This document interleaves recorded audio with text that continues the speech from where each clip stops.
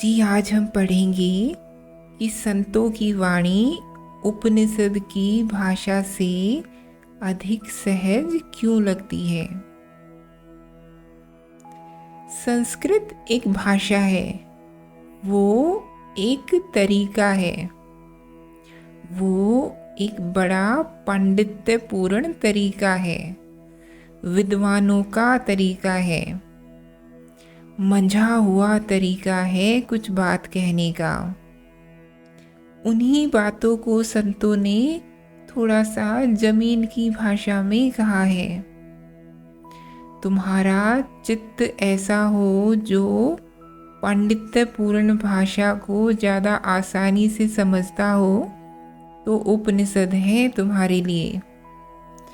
और तुम्हारा चित्त ऐसा हो जो आम बोलचाल की भाषा को समझता हो, आम बोलचाल के प्रतीकों से ज़्यादा तत्व ग्रहण करता हो, तो संतों की भाषा है तुम्हारे लिए।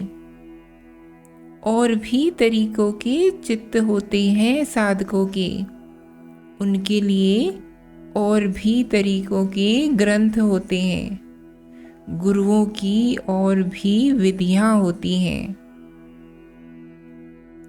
उपनिषद जो बात कह रही है वो कोई कठिन क्लिष्ट जटिल बात नहीं है।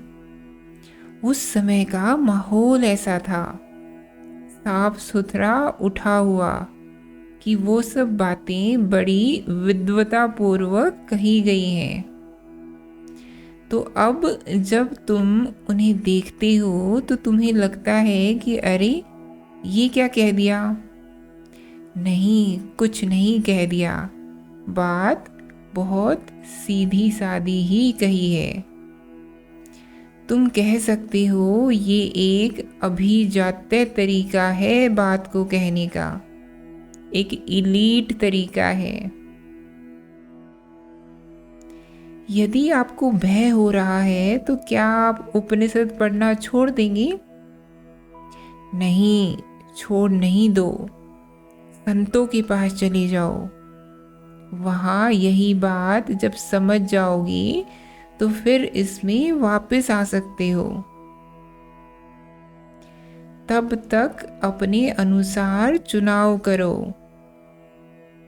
जेईई की तैयारी करी है तुमने, उसमें आम तैयारी की भी किताबें होती हैं, रेसनिक हैलिडे भी होती हैं, आईई इराडो भी होती हैं। सबका अपना अपना महत्व है। तुम्हें अपने स्तर के अनुसार जो किताब अनुकूल लगे उसके साथ आगे बढ़ो। कभी कभी लोग इनमें उलझ कर रह जाते हैं। तुम्हारी कोशिश रहती है कि हावी हो जाओ, तुम उनसे समर्पित होने तो जा ही नहीं रहे। तुम अगर ये मान के जाओ कि वो घर के बूढ़े दादाजी हैं, तो तुम पहले से ही तैयार रहोगे कि इनकी आधी बातें तो समझ में आनी ही नहीं है। तुम तो उनको ऐसे मान के जा रहे हो कि जैसे तुम्हारे ही तल के हों। तो फिर तुम्हारे अहंकार को ठेस लगती है कि अरे इन्होंने कुछ कहा और हमें समझ में ही नहीं आया। भाई, वो जो कुछ कहेंगे उसमें से तुम्हें बहुत कुछ समझ में नहीं आएगा। वो परम पितामह हैं, वो बहुत बूढ़े हैं और उनकी बातें बहुत गहराई से आ रही हैं। तो जब उनके पास जाओ तो पहले से ही नतमस्तक होकर जाओ कि इनके पास मैं इसलिए आया हूँ कि प्रेम है मुझे इनसे। इनके पास मैं इसलिए आया हूँ कि इनका आशीर्वाद मिल जाए। और मैं इस तैयारी के साथ आया हूँ कि बहुत कुछ है जो मेरे पल्ले नहीं पड़ेगा। फिर तुम्हें उपनिषदों से लाभ होना शुरू होगा। उपनिषदों को सम्मान तो दो। तुमने अगर ये अपेक्षा रख ली कि एक एक श्लोक का मैं अर्थ भी कर लूँगा और उसे व्यवहार में तुरंत उपयोगी भी बना लूँगा, तो तुम्हें हार मिलेगी।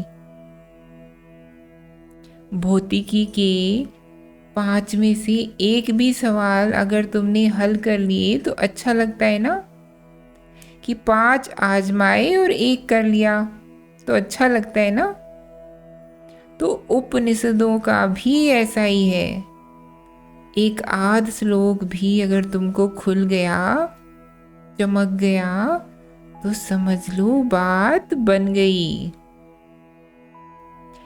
पहले इंजीनियरिंग प्रवेश परीक्षा का भी ऐसा ही था। 5-7 सवाल आते थे 3 घंटे में करने के लिए। जेईई के मेंस पेपर में उसमें से जिसने एक कर लिया उसका सिलेक्शन हो गया।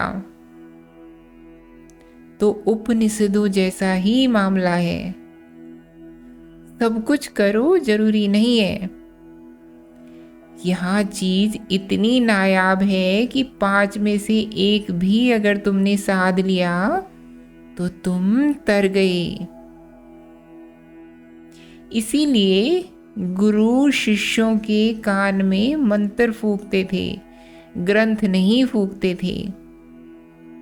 शिष्यों के कान में ग्रंथ नहीं फूंका जाता था कि जा तू पूरा पढ़ के आ, तुझे सिलेबस दे दिया है।